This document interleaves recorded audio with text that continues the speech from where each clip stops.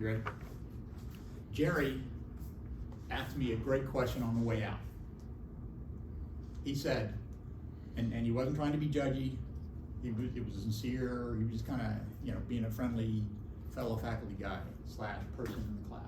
He said, so what's your point? Like, that's a good question. Because I was starting to get buried in these little details of stuff that we were doing. And as an experimentalist, the details are important. We know these things are true because people measure stuff. They have detectors and they align the detectors and show voltages and they get those voltages and they're trying to figure that out. But all those little interactions I was going through was, how do you figure out what is the isospin of a pion? And it's 1. And you do that by doing what we were doing. Okay, I got this reaction and I can see these particles coming in my little cloud chamber, and I can see these little particles coming out of my cloud chamber, and I can look at them curve, and so if they curve that way, it's a positive charge. If they curve that way, it's a negative charge. If they make a tight circle, it's because they have a low inertia. If they make a long circle, it's because I figure all that stuff out. It's incredibly tedious, and as an experimentalist, I got lots of respect for the tedium. But I was getting too much into it. And the gist is, T is 1, and there are 3 possibilities for TZ, and those are the pi 0, and this is a 50-50 guess, so you know that there's a 90% chance I did it wrong. Do I have that written down? No, I did it right. Yes. So, this isospin thing seems to have legs because it makes a decent interpretation. It's a way to bring order out of this chaos. It's one of the things you can say, well, I know energy is conserved, I know momentum is conserved, I know spin is conserved. I start going through parity, right? Parity is a big deal. We haven't talked as much about intrinsic parity of a particle, but that's a thing that I've sort of waved my hands over. I'm going to refer to it because it turns out to be one of the last points that I want to make. So that's what a lot of all that stuff was about, was looking at the wave functions, figuring out what could we say, what could we not say, what's a useful idea, what's not a useful idea. And this isospin business is one of them. And that's the gist of how you find those things, all of that tedious stuff that I was leading into. I would say, this is not the Feynman diagram, this is going back to the original scattering event. You recall we had a neutron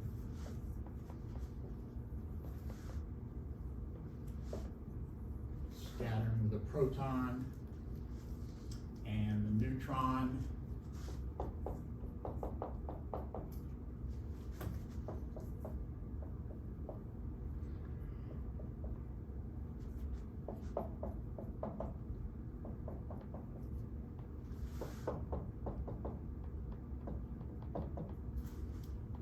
those are the isospin assignments we had made, and the idea was that nucleons have an isospin of a half, and these are 2 incarnations of that isospin 1/2. One is isospin up, one is isospin down, despite the fact that up and down don't mean anything for this completely arbitrary made-up isospin thing. If it makes you feel any better, it will eventually, I will be able to tie it to something called flavor as a fundamental particle property. Yes, it doesn't get any better, right? And the point is, it is going to be important because you're going to Google that and that theorem, and we're going to talk a little bit. One of the things I'm going to do is, how does that help you? What benefit do these conserved things have for you when you're trying to figure out what's really going on? What are the interactions? What's holding these things together? Why do nucleons bond, right? We say they do, and we've done all this stuff about the semi-empirical mass formula, and that's fun, and you can do stuff with that. But at the end of the day, it's just another way of saying, yeah, they bond. And so we want to get deeper, we want to find out more fundamentally what's going on. So, if you think about it, what was exchanged in this particular event? Anybody remember? It was a pion, right? And there's only 3 of them. 0. Yeah, it's got to be the pi 0, right? Remember that this one has a positive 1e charge, it's had a minus 1e charge, and so in order to do that event, I can't exchange any charge. I have to exchange something that doesn't exchange any charge. And I can go that way or that way, and I sort of alluded to the fact that you have to include both possibilities if you want to get the right number for the scattering events. The question becomes, is my isospin business still okay? When I exchange those particles, isospin conserved? What's the isospin? Yeah, exactly. Yep. No isospin exchanged. Pi 0 doesn't exchange that. So that's okay. So what I want you to do is spend a little time thinking about the other ones. We had a proton changing to a neutron, and the neutron necessarily changing to a proton if I'm going to conserve charge. And I want you to go through all of that, figure out what does and does not get exchanged and in which direction and what isospin do they have, and make it make sense. Make that whole thing make sense. So that's going to be me asking you to summarize the tedious stuff that I was trying to go through. Go back and look at that and say, yep, that isospin thing does hang together. There's a bunch more stuff, and there's a section on strangeness and kaons and tauons and like all the ons, right? And again, a lot of stuff to do, a lot of little tedious pictures to draw. At the end of the day, that is the chaos that we're trying to bring order out of. So rather than dive more into the chaos, I'm going to give you the bottom line that sort of puts it all together. You probably already know the answer, but nucleons are not fundamental particles.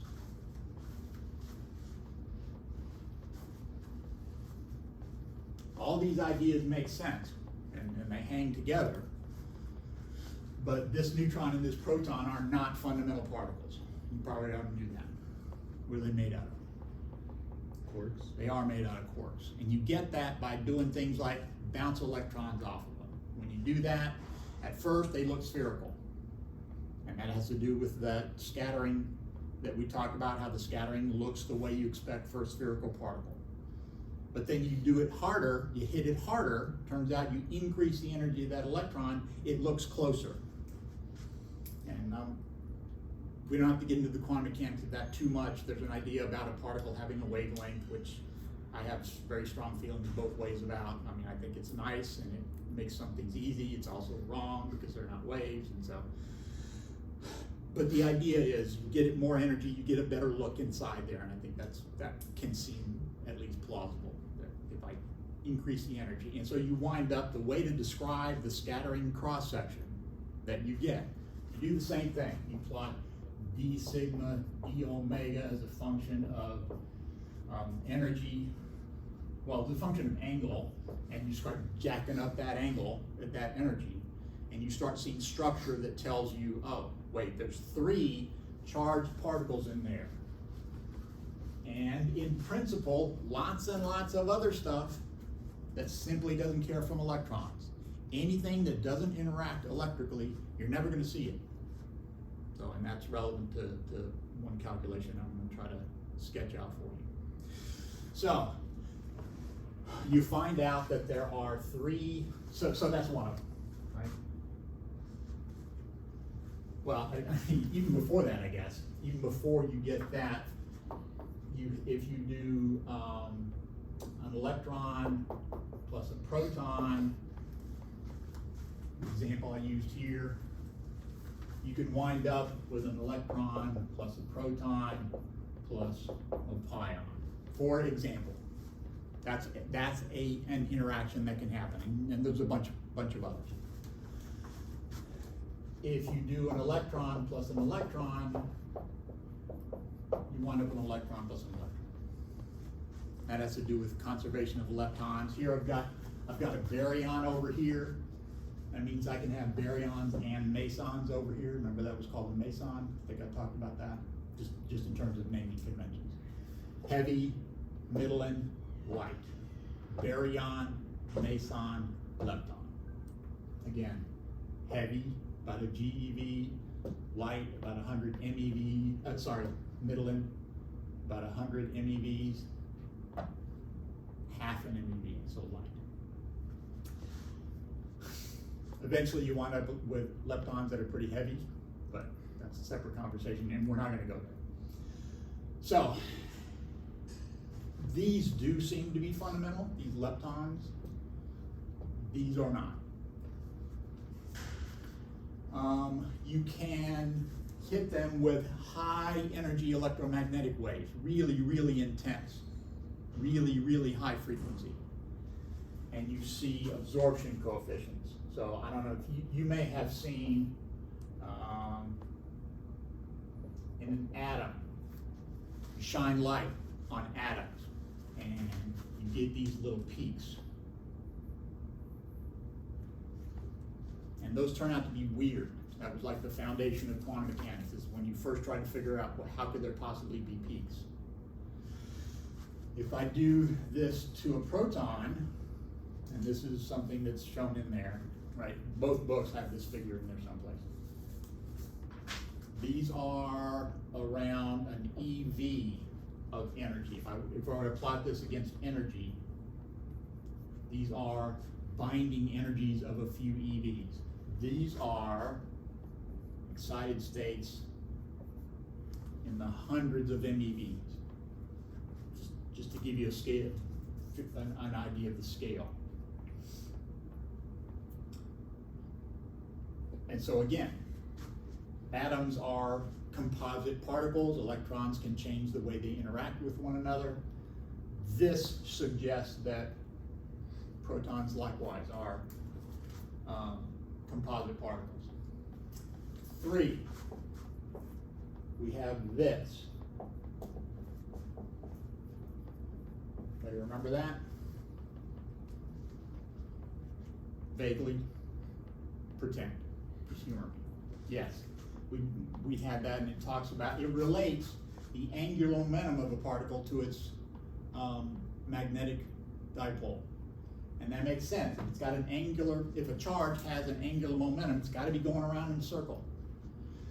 And if it's a charge and it goes around in a circle, it's going to be a current in the circle. It's going to have a magnetic moment. So those go together. And if you look at that, it seems that, well, I can understand why a proton has a magnetic dipole. I don't really understand why a neutron could have a magnetic dipole. And a neutron has a magnetic dipole. So, it can't be a simple zero charge particle. It's got to be a selection of particles. Now, is it possible to have a selection of particles and yet no charge? They cancel each other out. Sure, you just have to have as much positive as negative, right? You just gotta have both kinds. And so, I can understand this if a neutron is a composite particle. I cannot understand that if a neutron is a fundamental particle.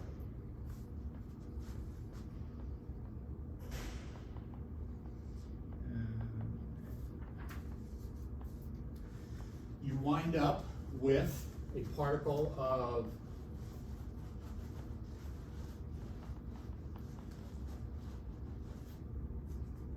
and there are a great many quarks, but a proton and a neutron are 3 apparently point particles.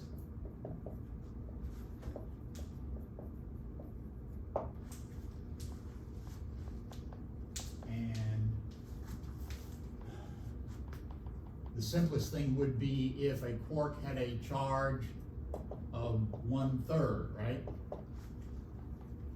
because those three added together would give me my proton charge of 1, right? 1/3 plus 1/3 plus 1/3 would give me a total charge of 1. What's the problem with that? What if they were either plus or minus 1/3? You can have less than one. You can have less than one or even two And I- negative one. I can have negative charges, but I'm okay, generally speaking, having negative charges. An antiproton, for example, is like a proton except has the same charge but minus 1. Can't have 0.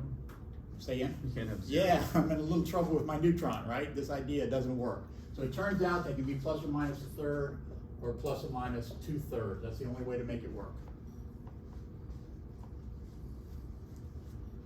So they have third fractional charges and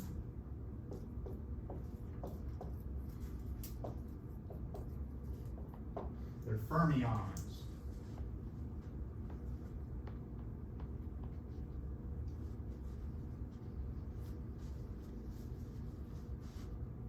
What if they weren't fermions? What does it mean to be a fermion? Tell me everything you know about somebody. If I tell you he's a fermion, what do you now know?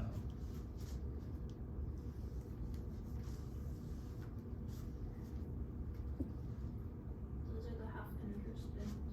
And that's it, right? That's the main thing. It's also about symmetry of wave functions, but it's almost always we go the other way. We say, I know what your spin is, so now I know something about your wave function. Yeah, these are the ones that have a spin of 1/2. What if they weren't fermions? What is a not fermion? What is a not fermion? What do you call those? Fermions were named after Enrico Fermi. They're bosons named after I can never remember his first name. Probably couldn't say it if I did it. Chandrasekhar Bose is an Indian physicist. So what is a boson? What do you know about bosons? I tell you she's a boson. What is she? You know something about her wave function, but you usually figure that after the fact. Spin of 1. Yeah, or 0, or 2, or 75 for that matter. I mean, the important ones are 0, 1, or 2, but integer spins. So if I had integer spins and I want to take 3 of them and make a proton, how do I do that? It's a trick question. I don't. Right? Suppose I had 3 ones. They add up and give me 3, or 2, or 1. Sorry, not 2. I can't get 2. I can get 3 or 1. But I can't get a half. And I need a half for a proton. So the only way to make a spin 1/2 particle out of 3 particles is if they are themselves. But then that makes you think, whoa, wait a minute. If I have 3 of these quarks, can't I make a spin 3/2 particle out of them? And the answer is you can. And some of that zoo of particles that you made when you were banging stuff into each other, they are those spin 3/2 baryons made out of 3 quarks. And so on, right? You get that zoo out of putting these together in a simpler way. So you have this simple system, right? Electrons, protons, neutrons. How hard can it be? Then it becomes insane. And then you come up with these and like, oh, okay, now I'm in a little bit better shape now. Bring order out of the chaos.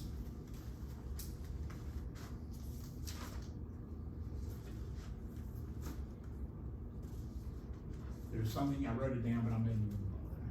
If you go to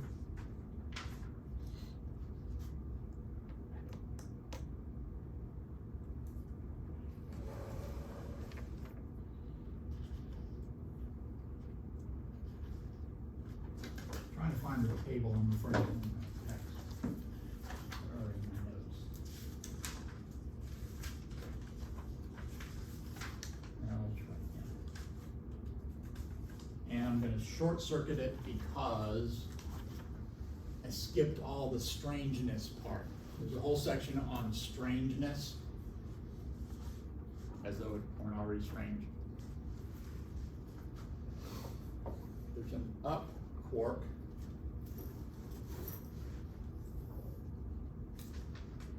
Symbol is U. Charge is plus 2/3. Mass in GeV is 0.0035. And it has a TZ of plus a half. And strainage is 0. There's a down quark. And this is all we're going to deal with.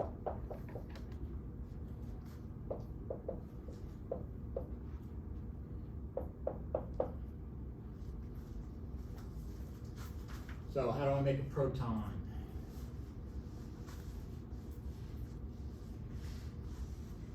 What, sorry, proton? Proton.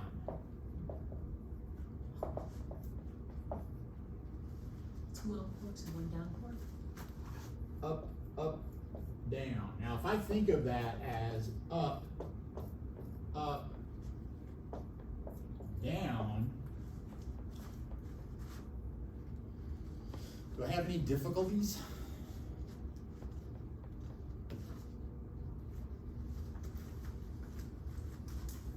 Don't know which one's which.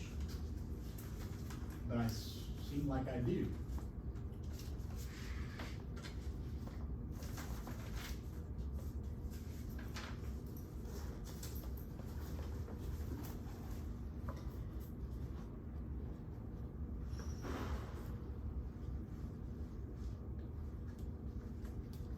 Right? I'm okay up to here, because that's symmetric with this under exchange of particles, right? But now, that seems like I know which one is down, and I know up 1 and 2 are up, and I know for sure down 3 is down. So I think that this has to be shorthand, and I tried to find this, but this may be, I may be dead wrong, or this needs to be, you need to think about linear combinations of those, and they do that a lot for shorthand. They'll talk about particles being in that configuration. No. That one we're in trouble, right? Because we know particle 1's up and particle 2's down, and we know what we have to do. We can solve that problem. And I think something similar is going on here. Now, these are not identical particles, and so maybe it's not a problem because they have different charges, right? They're not identical particles. Ups are not identical to downs. But ups are identical to other ups, and so, again, I think this has to be shorthand for an actual linear combination. Having said that, if you look at table 15.4 in Dunlap,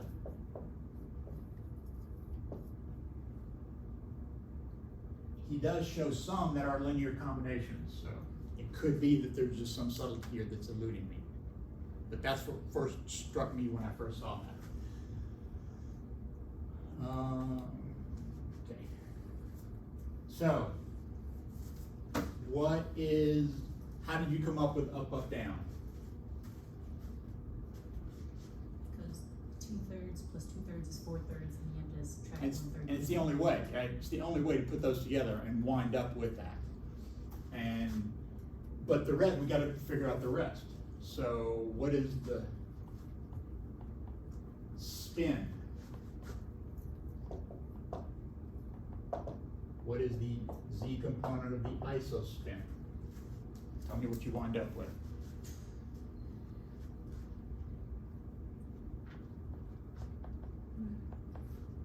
Sorry. 1/2. The spin. These are all fermions. So they each have an individual spin of 1/2. Oh, sorry, the spin total is 1. Oh, we're talking about the 2. 1/2. I want to do that too. We'll do the isospin in a second. Right now I'm talking about the regular old spin. We got 1/2 and 1/2 and 1/2. How can I put those together? What can be done with those?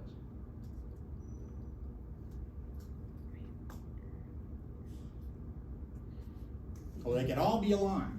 Go back and remember when we were first talking about that. They can all be aligned. So these three quarks, each of these quarks, which has spin 1/2, the spin could be 3/2. Why can't it not be 3/2? Because I know this is a proton. And I know the proton does not have a spin of 3/2, so it must only have a spin of 1/2. Is it possible to take 3 spin 1/2 and make a 1/2 spin? Yes, 2 of them have to quote unquote cancel. It's all that triplet, singlet stuff, so keep that in the back of your mind. But I can sort of have 2 of them cancel and wind up with just a spin of 1/2. So that works. There is a particle up, down that is spin 3/2. It's called the delta plus particle. And it has a mass of 1230 GeVs. So it's more massive. And what is TZ? 2 ups, half plus a half is 1, minus half is plus a half. And is that the isospin of the proton? Yes, it is. Do that same thing for a neutron. You're gonna have 3 quarks. It's gonna be possible for them to have a total spin of 3/2, but that's not the neutron. That's gonna be the delta 0, 0 net charge. Also has a mass of about 1230, so you see these patterns. There's a massive proton that has spin 3/2 that's more massive, about the same as the delta 0. So this 3/2 is the delta plus. This neutron, S equals 3/2 is the delta 0. It's a neutral delta particle, and it has the same mass as that has. So you see this same pattern of these quarks coming together. And just make sure that that works. Okay, any issues so far? We talked about the total charge, that works. We figured out the issue of the spin. There is a way to make them 3/2, but it's a different particle. TZ works, you're gonna find that the neutron works. So what else? What else could we figure out, given that we know the properties of the 3 quarks?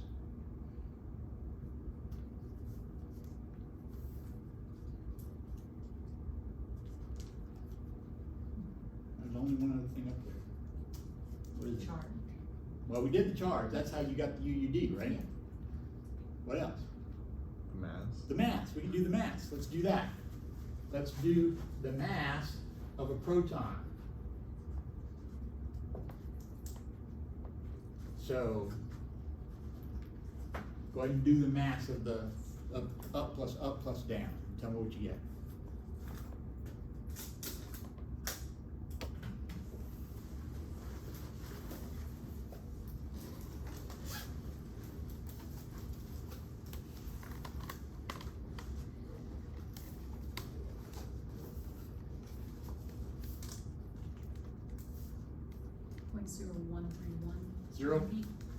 Zero. 0.0131 GeV.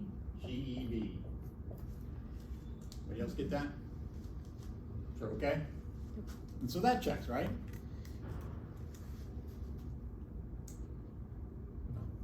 No? What do you mean no? What's the problem? It's supposed to be 1. It should be about 1 GeV, right? That is about 100 times too small. I guess it's, what is it, 938 MeV, like almost 1 GeV. So no, it doesn't work. It doesn't work at all.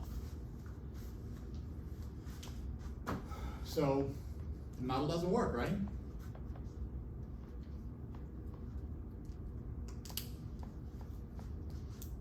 What do we say? One casual comment. Figured out a lot of this from electron scattering.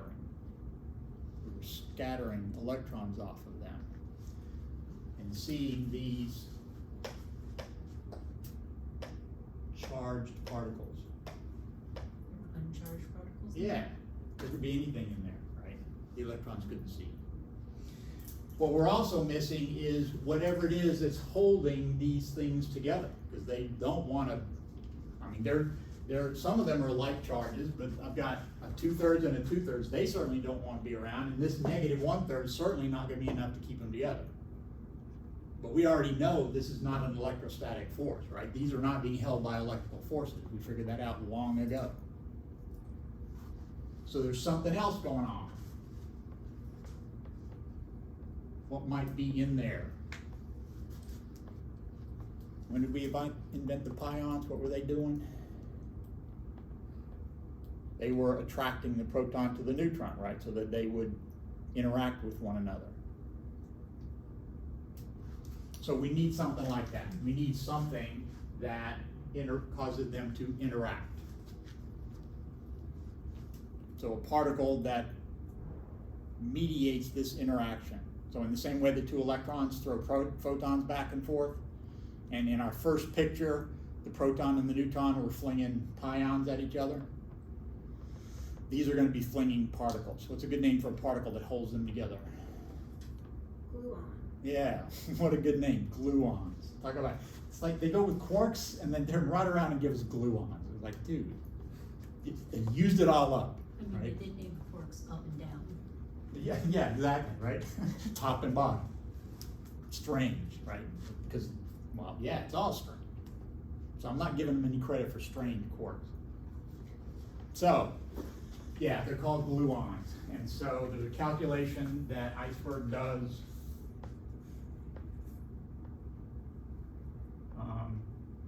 Well, I'm going to talk about that. It's going to turn out, tell me this. Whatever's missing here, if I assume it comes from the gluons, and we are, how does that mass associated with the gluons compare with the mass of the quarks themselves? If we say it's all the gluons. Say again? It'd be much bigger. Gargantuan, right? It's almost like the quarks aren't even there. So that's one of the things we're going to use. We're going to say the masses of the quarks are not really important. The energy associated with the binding of these, what's a good name for energy that binds things together? Yeah, the binding energy. It is the binding energy has an inertia associated with it. So we will talk about that, and it's going to dominate, and that's what's missing. And if you could include that, it turns out, yeah, there's 3 bonds in there, each of which is about 1/3 of this, so a few hundred MeVs, and that to a certain extent holds together. So that's one of the calculations that Iceberg does that I want to that I will.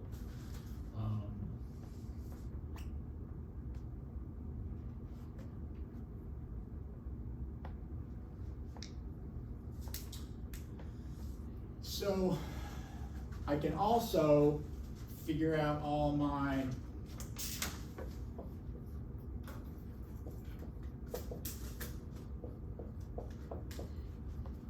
an up anti-down gives me a pi plus. That's a way of getting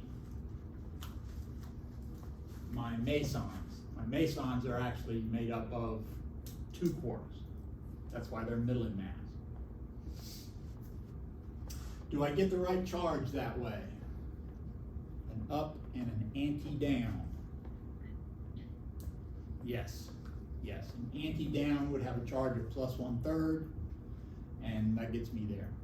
Think about how to get my pi minus and my pi 0. They're in there, so you can just cut to the chase if you want to. But think a little bit, and then I think what you read will make more sense. And that's as much as I want to do about that. That gets us to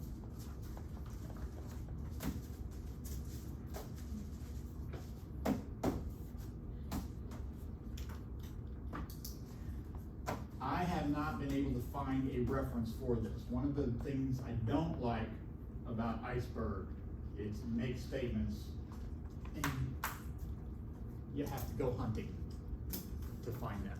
I love it in most ways. That's one thing I don't like.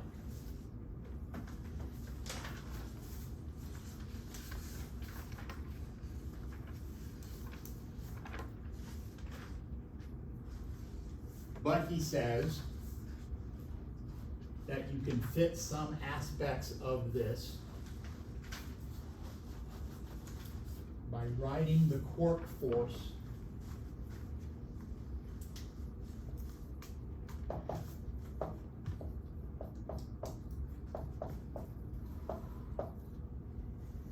in that way.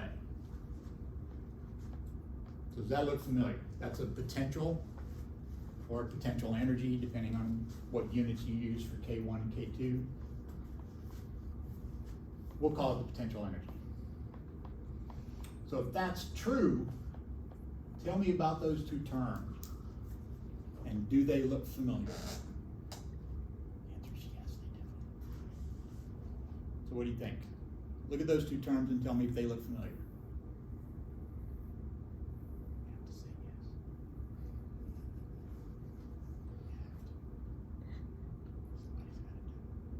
Somebody's got to jump on this grenade, I'm sorry. Why does the first one look familiar to people who are taking 222 now? Or people who've had 222, which would be everybody else. Why does that look familiar? Or does it look like this maybe?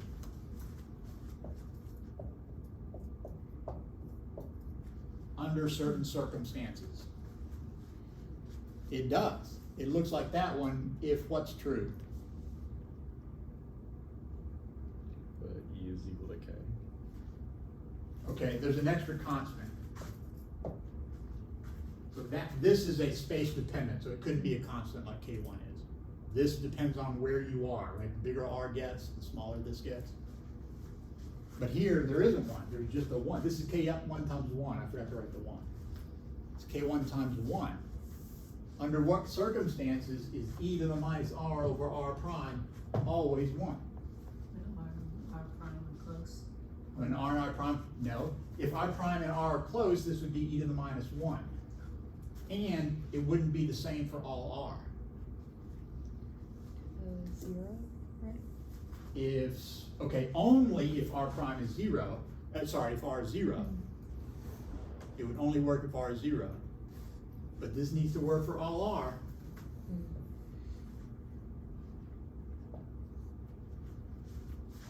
If R prime isn't infinite. There you go, if r prime is infinite.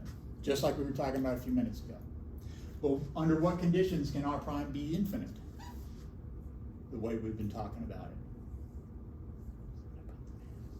There's no mass. Yeah, the mass of whatever is mediating this force must be zero. So, if this is true, and this is a part of that interaction, then there's got to be a massless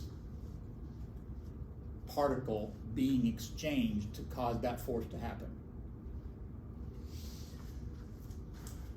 And so this suggests, if this is a part of the force, that tells you that gluons have to be massless. They can't have a rest mass. So notice I've been really careless about that word mass. I've been saying they can't have a mass when in fact they can't have a rest mass. They can have an energy associated with their interaction, and that energy translates into inertia. The same reason those things have a mass defect, because the binding energy doesn't show up. Okay, so this looks like an attraction that gets weaker with distance due to a massless particle that mediates the interaction. How about this? Sort of understand what that is. Tell me what that looks like that you've seen before. Well, tell me this, if this is a potential energy, what are the units of K2?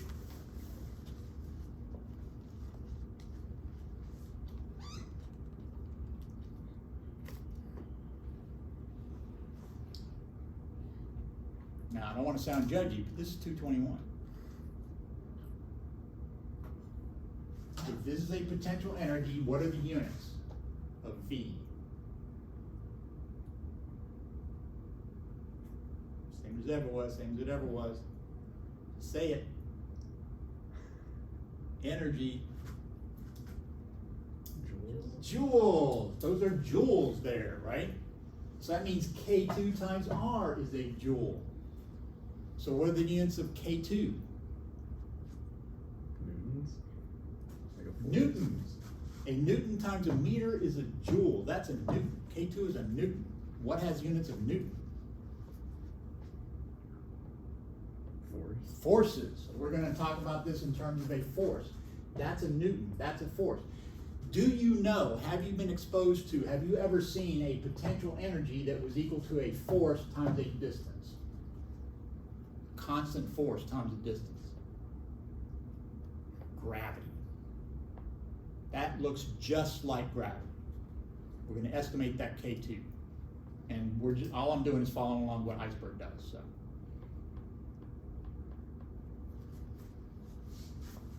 When if K1 is a small enough number, then when R is kind of big, I'm not going to worry about that term, and I'm going to use this to tell me what's going on with these particles.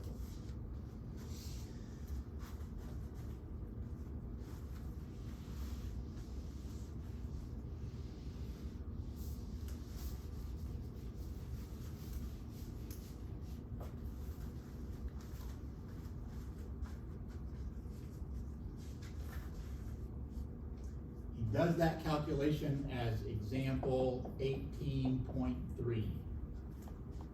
I'm just going to kind of guide you through it.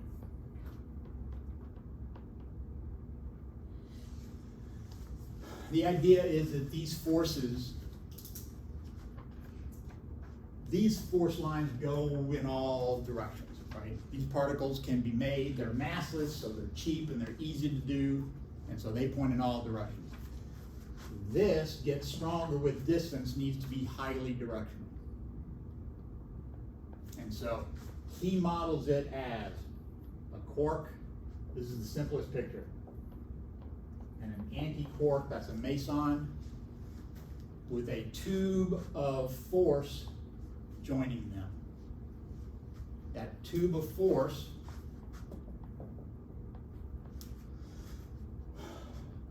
there's a mass and energy associated with that. And I'm going to calculate all of that.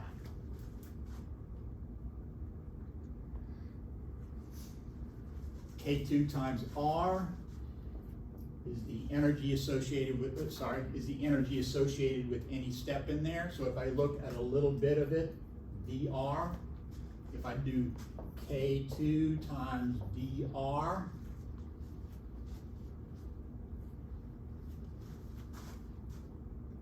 that's the energy associated with that little bit.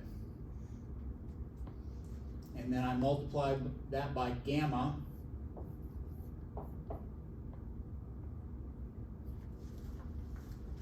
Does he use beta or he uses V over C?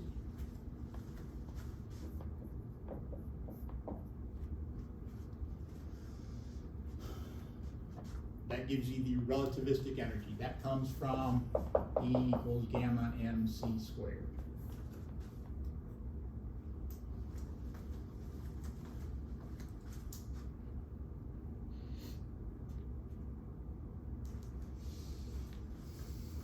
I integrate that from the left to the right or from 0 to the right.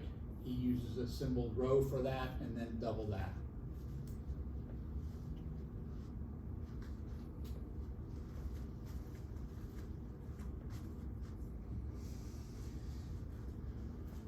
If this thing is spinning,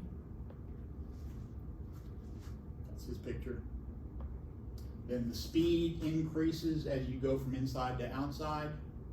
Starts off 0 here, builds to some maximum here. for no particular reason, he has that meson going at the speed of light. Presumably because he can't go any faster than that, so.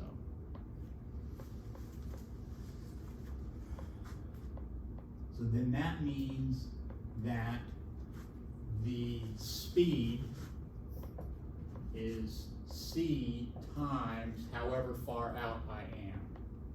So that would be r over rho. Rho is the total radius. Is it left to right or just halfway? Just halfway.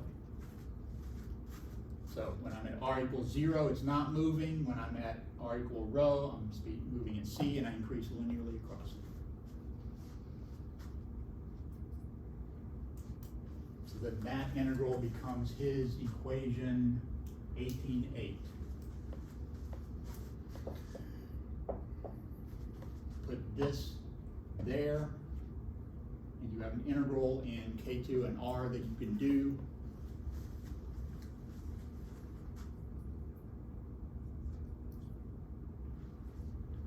And you get that this total energy is pi times K2 times rho, and I set that equal to mc squared, yeah.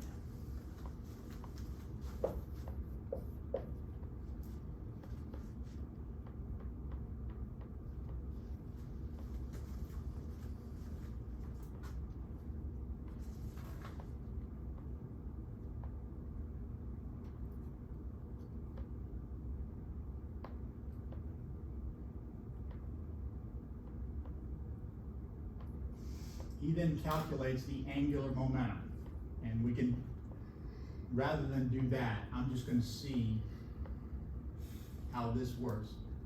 We're going to pick our favorite meson.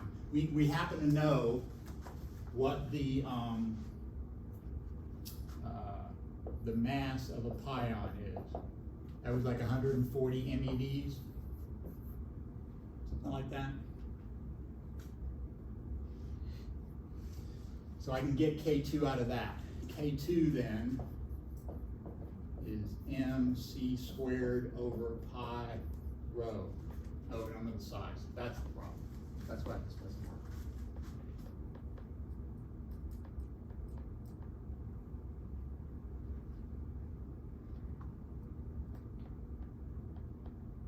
Yeah. So we're going to wave our hands. This doesn't work because we don't know the size of that. We don't have a good picture for the size of that. I mean, we could make something up. Let's do that. We're going to make something up that's in the ballpark, and I'm going to see if K2 turns out to be what he gets. That's 140 MeV. And if I say that that fermion is like 10 to the minus 15 meters,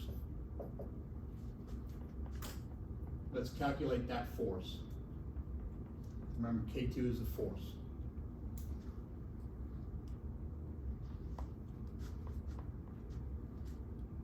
So I'm going to change the mega to a 10 to the 6th.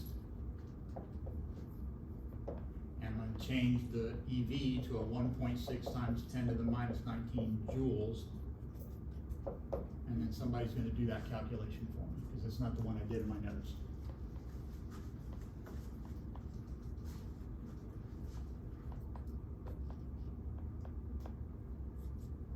We just dropped the speed light.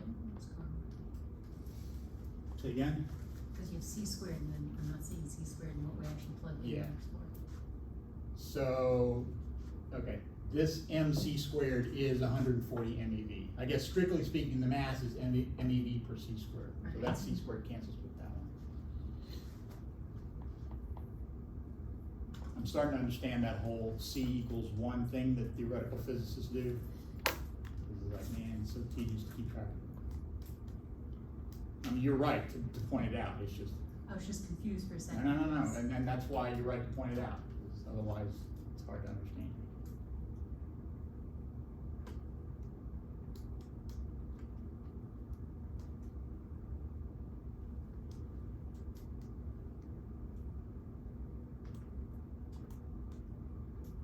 Yeah, 7,130.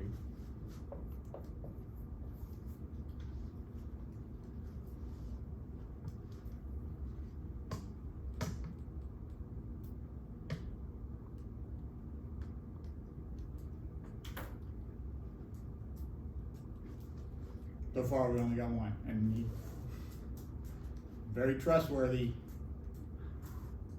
clean living. But that doesn't mean that number has to be right. I got the same. 7130, okay, that means it probably is right. Unless you both happen to make the same mistake, that would suck. And it happens often enough to be a thing. Okay, so the answer is 7130, right? Since you're asking, you know, it's not. I'm like, yeah. What's that? I said the way that you worded that makes me feel like the answer is no. Yeah, that's wrong. What I've written is wrong. I would take points off on virtually every class. Yeah, it's gotta be newtons, right? A joule per meter. That's a newton. 7,000 newtons. That's, if we divide that by 5, that's like 1,500-ish pounds. And not a big deal, right? 1,500 pounds. I mean, that's heavy, but 7, I mean, my car is probably heavier than that. So, why are you snickering at me? Because it's in a proton. It's between two quarks. That's 3 tons. No, not quite a ton. It's 2,000. It's 2,000, right? In February units, customary. Yeah, so that's 700 newtons, so it's the weight of 700 kilograms, so not quite a ton of force. Now, he does a calculation, and I'm gonna let you do it, because there's other things I don't wanna think about. Well, we'll talk about that next time. No, we can do this now, because this is the calculation that I actually did. We got time.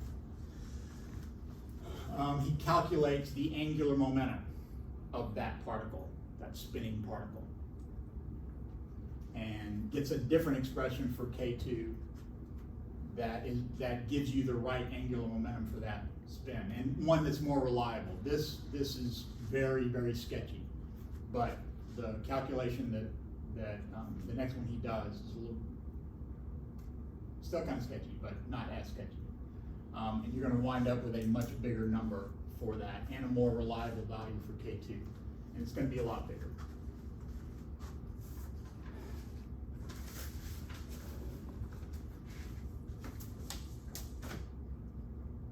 I'm changing my mind again. We're going to talk about our scattering events. We're going to use this. I'm going to use the actual calculation. So what I'm going to tell you to do is the calculation he does on that same page. So I'm on page 687 of Iceberg. He does that calculation like we just did. Then he does another one. I want you to be able to do that one. It's the same idea, except now you're calculating the angular momentum rather than just the mass. All we did was calculate the mass. And we got an equation that involves rho, which we don't know what it is. When he does the angular momentum, you get another equation that involves rho, which you don't know what it is. But the good thing is you get it in terms of the mass, which you know, and the angular momentum, which you know. And then he shows how reliable that calculation is.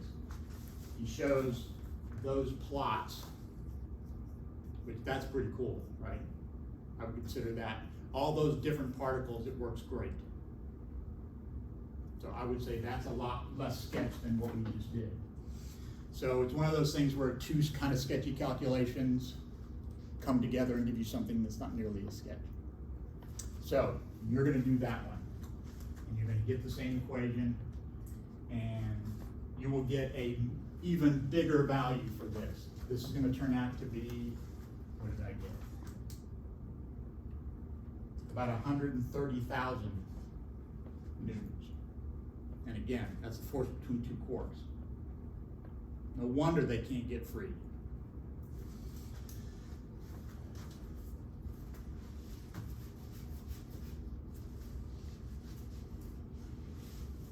So that's where we are. That's what's keeping those quarks in there.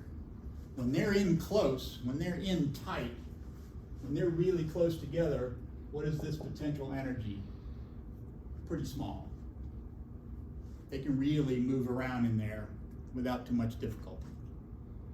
But what happens when they try to get farther and farther apart? It takes more and more energy to get them there. And that K2, again, is a big number. at K2 turns out to be around 1 GeV per femtometer. So if you do that, not this calculation, but if you do the other one that he does, and use the slope that he gets, it's about 1 GeV per femto times R. So when they're close in, again, when they're close in together, this energy is pretty small. They can, without using too much energy, they can move around inside there. But when they try to leave, when they try to get really far away, that takes giga electron volts of energy to get loose. So the idea of that is asymptotic freedom. When they're close together, they can do pretty much whatever they want. They just can't leave. So they're free in here, but it's kind of like that free particle in the box, right? Remember, it was free to do whatever it wants inside the box, but it's not free to go. Same thing's going on here. These quarks, and it takes GeVs to get them separate. So let's think about trying to do that.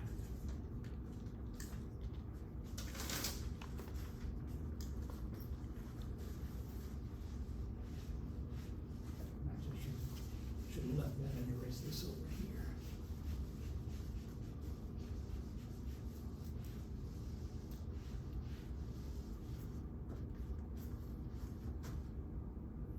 Got a quark.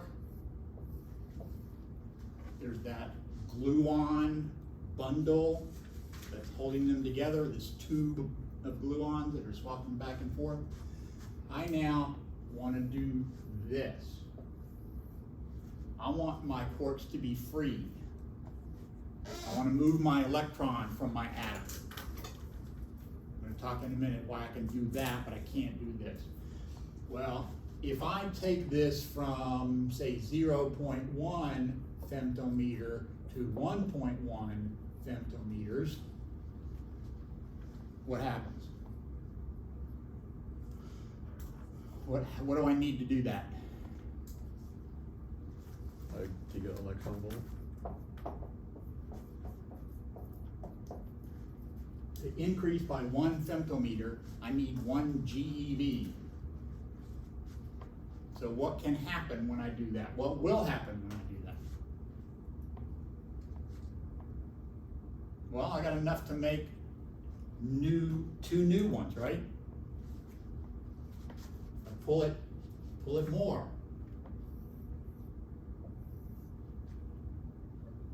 2.1 femtometers. I have 2 giga electron volts. That's enough to make another quark and its anti-quark. So what happens when I try to get my quarks apart? As you pull them apart, they generate quarks and They make new quarks. That doesn't happen in chemistry. You pull an electron off, you don't get new electrons. In fact, you don't even get new bonds. Most of the reactions I've ever looked at, you have exactly the same number of bonds on the two sides of the reaction. I mean, I'm not saying there aren't any, but all the ones I've looked at, there's the same number of bonds. Reactions happen because those bonds have different energies. So in chemistry, they got it easy. Whatever protons, electrons, and neutrons they start with, that's all they got. That's all they're ever gonna have. Here, almost anything you do, you start making new stuff. Why does it need to be a quark and an anti-quark? because when they combine, they need to take each other out. Well, so you're thinking it the other way, right? If I went the other way, if I let them get back together, I can get here, but these need to be gone. But the other thing to think about is, well, think about a quark and an anti-quark. Have I conserved charge? Yes. Yes. And so you need to look through that table of quark properties and see is it true that I can create this quark and anti-quark without making up new stuff, without creating things I got the energy, right? I got the energy because I'm stretching on these things. I'm smashing an electron in there, or I'm, you know, banging two protons off of each other. So those quarks are interacting with each other and stretching those bonds, and boom, pops off, and I make these here. So I can get the energy from outside. But if I'm not bringing in angular momentum, if I'm not bringing in charge, then those need to be conserved. But as long as those other things are all conserved, that's what happens when I try to pull these things apart. So the last thing I wanted to do here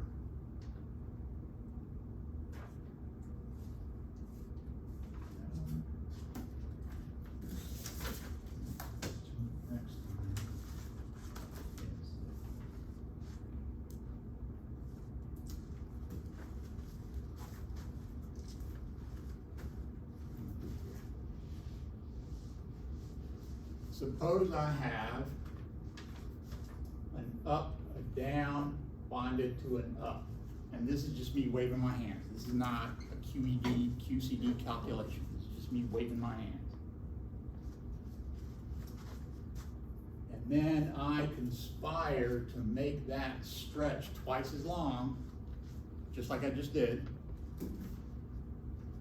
And let's say it pops off into, what did I start with, and what did I end up with? You have to look at your table or Google it or something.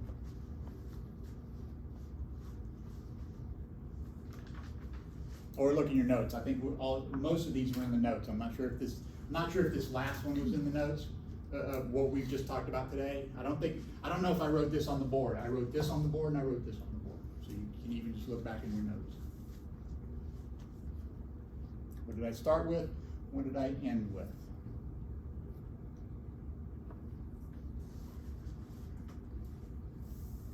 Start with a proton, got a neutron, and ended.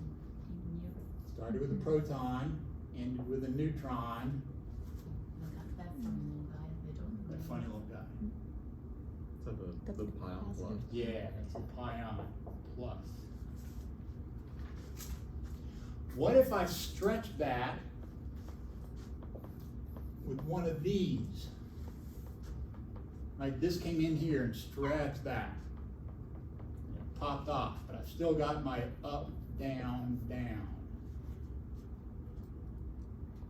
What happens when this anti-down sees that down?